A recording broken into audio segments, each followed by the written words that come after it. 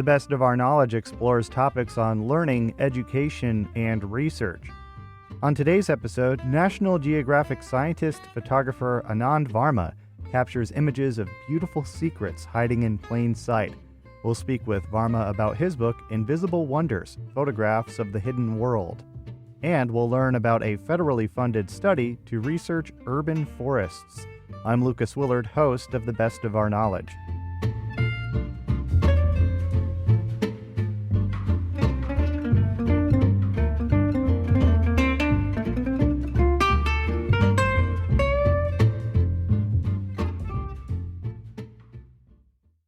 You're listening to The Best of Our Knowledge. I'm Lucas Willard. What does it take to see the invisible? National Geographic scientist, photographer Anand Varma is the author and curator of Invisible Wonders: Photographs of the Hidden World.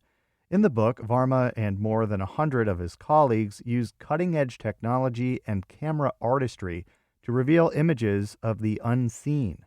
The Best of Our Knowledge's Jody Cowan spoke with Varma, who says beautiful secrets are often hiding in plain sight. I really wanted to share with audiences all the ways that photographs can reveal hidden details about our world. And I started with kind of microscopic images of tiny subjects up close. But the book goes beyond just that. That's just the first chapter. Beyond that, we show how photographs can stop time or expand time to show us like the movement of bats and hummingbirds in ways that we can't see. There's a whole chapter on light and how light can illuminate details. For example, in transparent sea creatures like a flounder, this is not necessarily all that small, but light used in special ways by a photographer can actually illuminate the transparent structures in its body. And finally, there are images towards the end of the book of a redwood tree. That's not microscopic at all, but photographers can really shape our attention and in a cluttered scene bring our attention to a single subject and help us appreciate those things that we would have missed at first glance. I really enjoyed looking through this book, and it served as a wonderful excuse for my family and I to just turn our screens off and instead of scrolling rapidly, just take our time with each page. And we tried to guess what we may have been looking at before reading the descriptions. How challenging is it to make a book of photographs like this today when considering, diminishing attention spans, mass media consumption, constant competition for eyes and ears everywhere?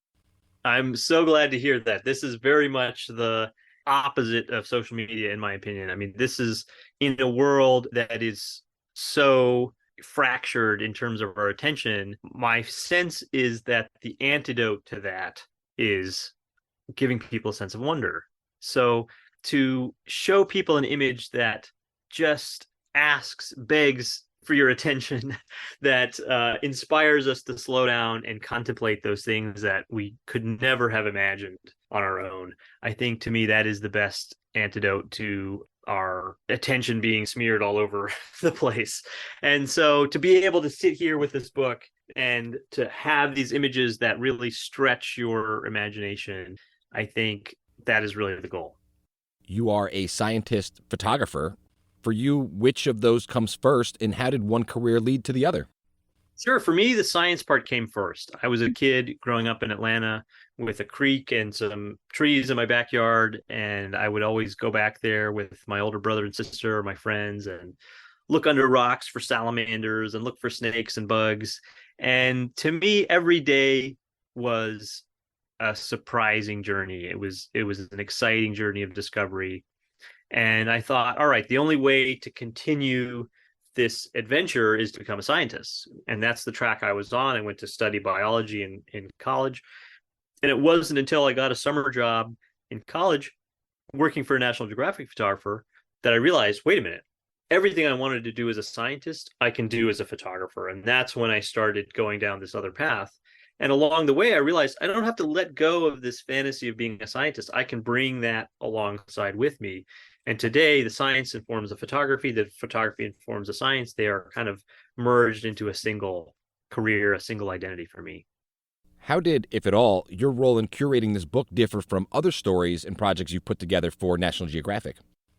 I worked on a number of stories for National Geographic magazine on parasites and honeybees and bats, and realized there's not just one way that photography can show us new things about the world. There are many different modes through light and time and focus and macro photography. And so I got more and more interested along the way about communicating the ideas around photography in addition to pushing the boundaries of photographic technology itself. And so this to me is kind of an interesting culmination of a set of ideas in addition to the body of photographic work I have.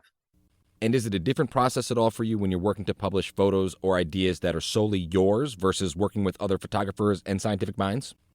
No, I mean, that was part of the reward of working on this book is it's not just my work. It's getting to share the work of over 100 other photographers, many of them who are scientists as well. And so I get to collaborate with so many people. I get to share the work from so many different perspectives. And I think that's what makes this book so special is that it covers such a wide range of topics from around the world. It covers so many different photography techniques from so many different perspectives. When putting it all together, did you have a favorite image or a couple that stood out to you more than others? One of my favorite images is by Stephen Orlando of a kayaker at night. And so you look at this picture and you can say, okay, I could see a river. I can see the shores of this river. What is this crazy technicolor rainbow happening?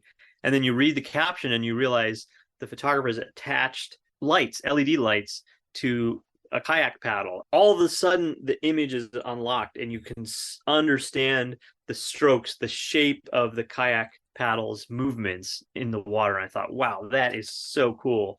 There's another taken by a photographer, Nathan Renfro, who's a friend of mine, who's a gemologist. And what he's done is photographed the structure of a diamond. And this is such a cool picture where it shows these triangular pyramids. And it looks like this completely abstract illustration until you read the caption and you realize this is a structure that's completely unique to diamonds. And they look like these rainbow pyramids inside. And that's, I love that picture. There are a number of his images in this book as well. You mentioned some of the major themes of the book, like size, time, light, and focus. How did you come up with this framework for the book's presentation? And can you talk about some of the techniques highlighted throughout each section? Sure. I mean, I drew those themes from my own history and my own photographs. I don't think I started out in photography with these themes in mind. I was really just trying to take the coolest pictures I could take about, the subjects that I had been assigned to. And then in retrospect, I realized these themes emerged as the ways in which photographs can teach us new things. And so, for example, the beginning of the time chapter, there's a picture of a bat flying across the page. And that's a special technique where I'm combining a slow shutter speed, a long exposure, with a strobe light at the end. And what that does is it shows the shape of the bat's wings as it flies through the air. And then the final moment, there's a burst of light that freezes that bat. So you have both motion slowed down in that final image and sped up across the frame. And so you basically get two kinds of time translated into a single still image. And that's a technique I used a couple of times, for example, with hummingbirds shaking rain droplets off of their bodies. You can see that from other photographers photographing traffic driving through San Francisco, or a ballet dancer across a stage. That's translating time through a photograph. One of the more dynamic pictures to me is of a grain of rice, showing off incredible detail and texture that I wouldn't have imagined was present at all. And this image was created in part using a technique called focus stacking. It's a technique I've used, for example, to photograph honeybees. And it's a way to create a three-dimensional view of some of these really tiny structures that if we were to look at them under a microscope, we would only get a tiny slice of focus.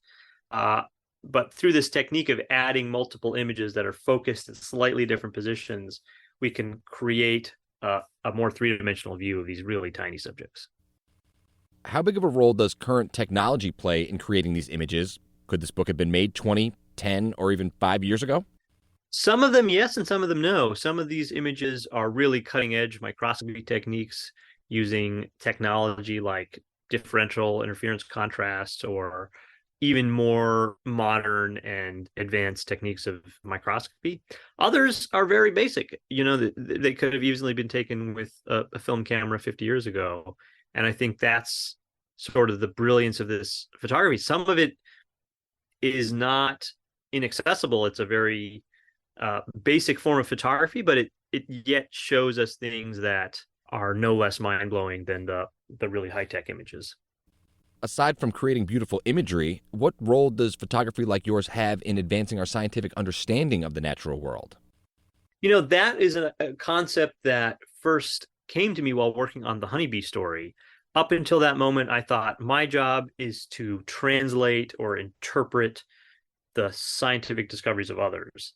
And I created this video that shows the growth of honeybees inside their hive. And when National Geographic published that, I heard back from scientists who said, hey, we actually learned new things about honeybee behavior from your video. And that's when the light bulb went off. I thought, wow, I actually can be capturing new things with my photographs, not just translating and communicating old discoveries.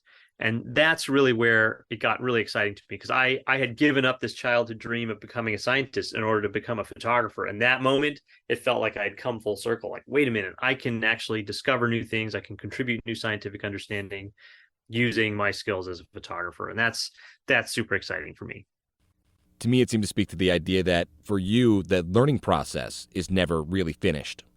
No, I think that's kind of a requirement for me. Every project is an excuse to learn new things, to learn new skills, to launch into a whole new project of learning how to shape light, learning how to care for a new kind of animal. Each project is an excuse for me to learn new things about the world. Absolutely. What does the future hold for this intersection of science, art, and nature? Yeah, so this actually leads me to the project I'm working on now. I started a space here in Berkeley, California called Wonder Lab. And so Wonder Lab is part photography studio, part biology lab, and part classroom. It combines these three passions of my life: photography, science, and education. And to me, I think that's where the future is working at these intersections of different fields and seeing, how does science and photography inform each other? How can that be used to revamp education? How does teaching actually inspire new ways to think about photography? All of these three fields in me combine to synergize and reinforce each other. And so that's where I'm excited to go next. It seems to me as if National Geographic as an entity has shifted a bit in more recent years from a staple of the magazine rack to bookshelves, social media, and video streaming content. Have these changes affected the way that you approach storytelling?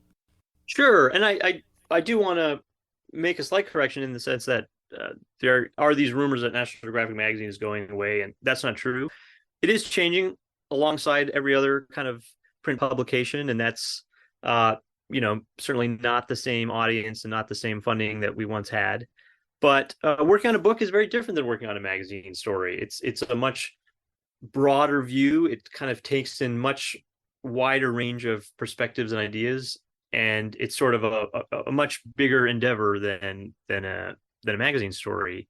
And so I just think that there's so many different ways to tell stories, and we often get focused in on what the latest and greatest thing is happening on Instagram and TikTok. And obviously there's massive audiences for those, but there are things like a book that just you relate to in a totally different way. I don't know the last time you've spent that much time on a single image, a single idea, a single topic online. It's so easy to get distracted and look at 1,000 different things in a minute. And I think a book slows you down and inspires you to pay closer attention. I think it literally rewires your brain in different ways to be able to spend the time paying attention to one thing at it slowly. And I think that's a powerful thing. It's old technology, but it's just as powerful today as it has ever been. Anand Varma is a scientist, photographer, and the author and curator of the book Invisible Wonders: Photographs of the Hidden World, published by National Geographic. He spoke with the best of our knowledge's Jody Cowan.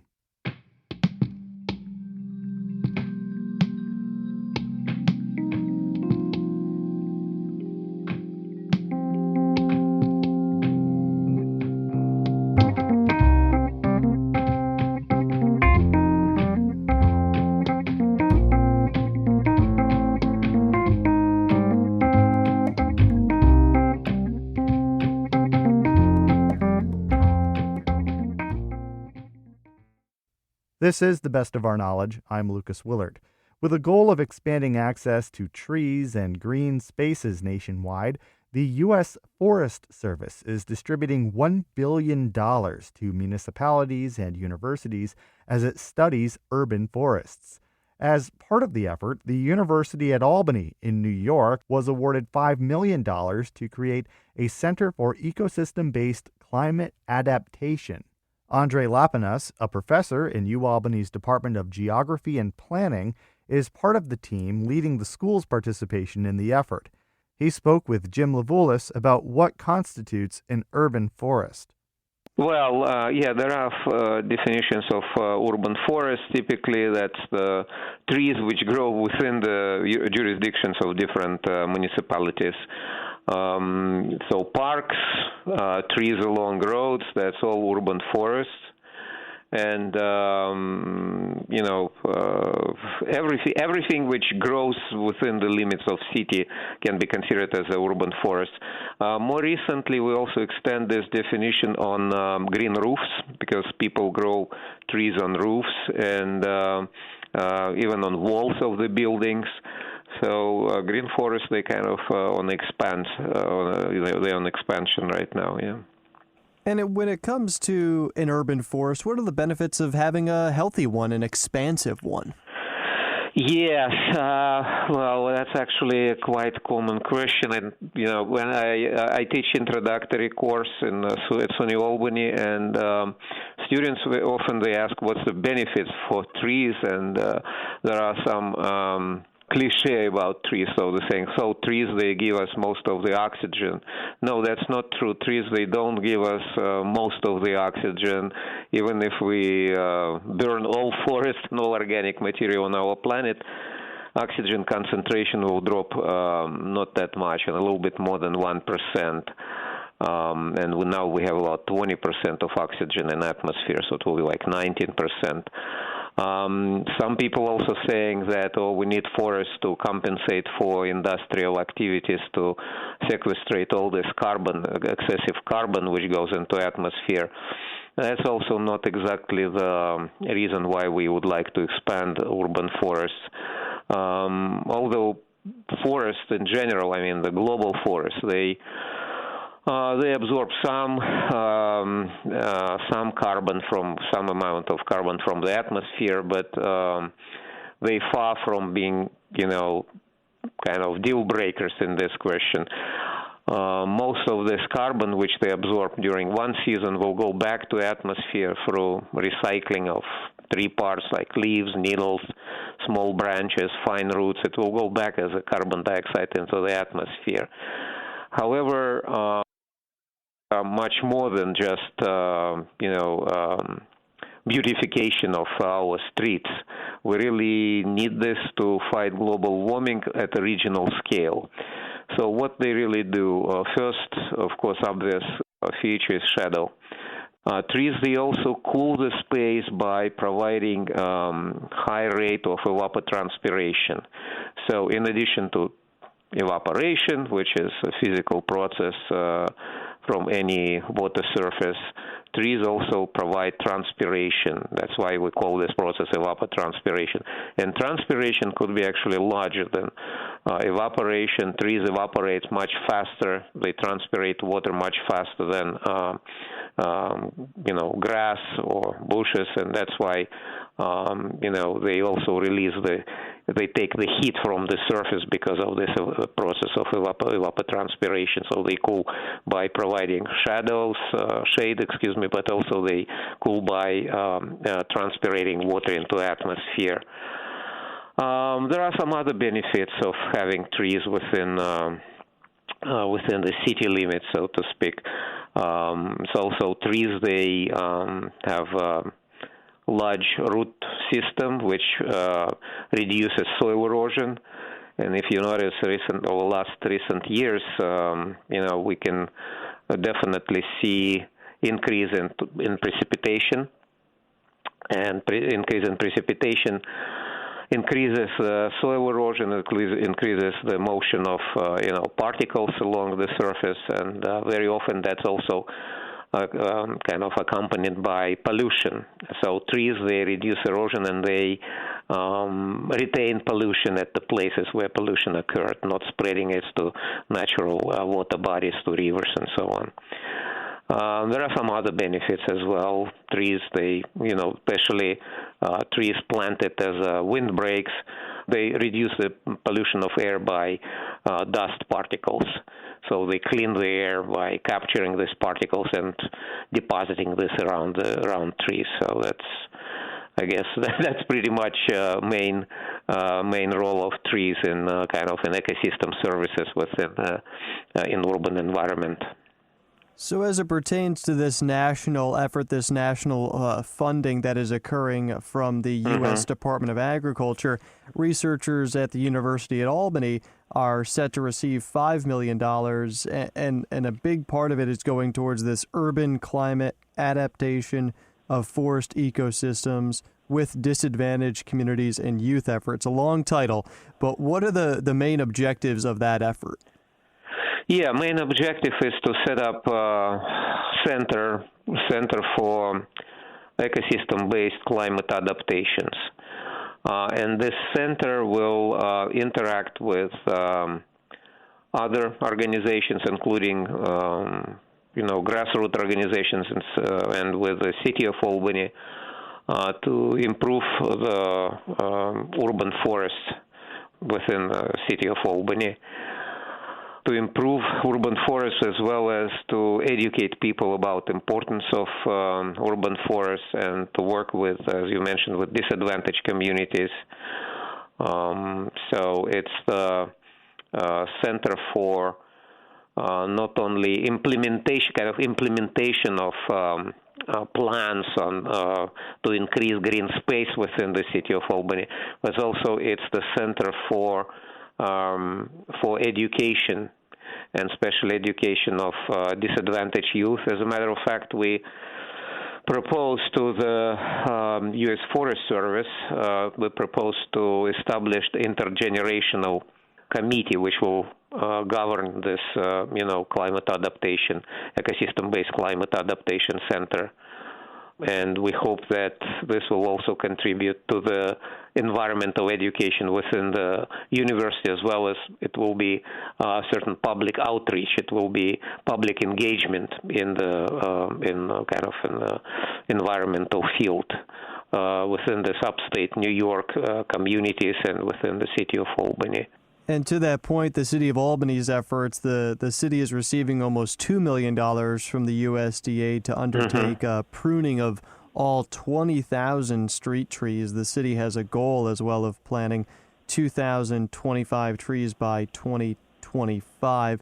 So that's sort of how part of this effort will manifest itself in our region, what people will see as a result of this funding, right?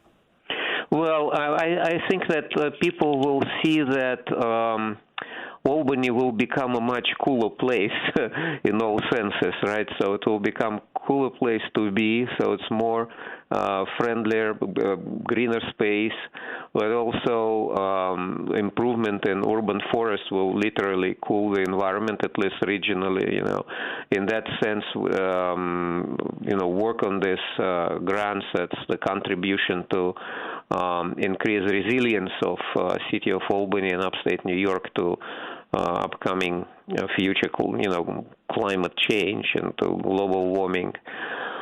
I hope that we will see also impact on economy of the city. So, as you know, that there is a correlation between green spaces and cost of real estate. It will improve situation with real estate in city of Albany. Also, there is our students actually defended their master's thesis on linkages which exist between green spaces and community and the health of people. So typically, people who live in areas where there are green spaces, they're healthier than people who live just in urban environment. By obvious reason, they could go outside, they can do exercise, and that makes kind of maintenance of your own health much easier. So there are multiple benefits from having good urban forests in our area. We've been speaking about the benefits of the urban forests. What are some of the biggest threats to urban forests? Well, land, in some cases, that's land development. Very often, developers, when they get a piece of land covered with trees, the first thing they do, they cut the trees, then they build the houses, and then people have to grow trees around these houses after all the trees were cut. Another threat, of course, is the same climate change, because as our research demonstrated, not all trees will adapt well to what is coming. First of all, increase heat index. So increase heat in the city environment will cause some species to basically to disappear. We have a kind of experiment running for more than 12 years now in the Hike Preserve, not far from the upstate campus of SUNY Albany. What we found there is that spruce species actually respond to heat quite differently. White spruce actually is pretty much on its way out from the region. It's dying out. Red spruce, on the other hand, demonstrate much better resilience and much better response to climate warming. So that's why I think actually because of that, because we know what's going on with certain species, SUNY of Albany can contribute important kind of component to the development of urban forest in upstate New York, because we know which trees will survive in the future. Andrei Lapinas is a professor in the University at Albany's Department of Geography and Planning. He's part of the team leading the university's participation in a federally funded effort to support and better understand urban forests. Dr. Lapinas spoke with the best of our knowledge's Jim Levulis.